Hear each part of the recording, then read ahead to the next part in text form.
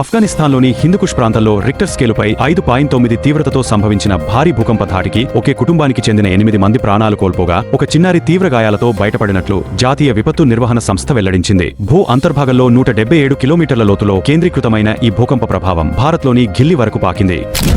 అంతర్జాతీయంగా తలెత్తుతున్న ఇంధన సంక్షోభం వేళ దేశీయ అవసరాలకు తగ్గట్లుగా ముడి చమురుతో పాటు లిక్విఫైడ్ నేచురల్ గ్యాస్ సరఫరాను మరింత పెంచేందుకు సిద్ధమని భారత్ కు రష్యా గట్టి భరోసా ఇచ్చింది.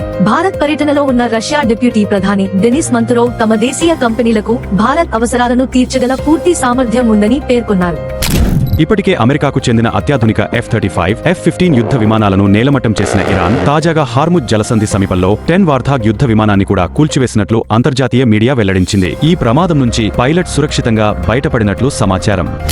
ఆంధ్రప్రదేశ్ రాజకీయాల్లో మూవీగన్ అంశం ఇప్పుడు అధికార ప్రతిపక్షాల మధ్య మాటల యుద్ధానికి తెరలేపింది. వైకాపా నేత అంబటి రాంబాబు మాట్లాడుతూ మూవీగన్ అనేది రాష్ట్ర అభివృద్ధికి ఒక మంత్రం లాంటిదని, దాని ప్రభావాన్ని తట్టుకోలేకనే తెలుగుదేశం సోషల్ మీడియా విభాగం ట్రోలింగ్ కు దిగుతోందని ఆయన మండిపడ్డారు.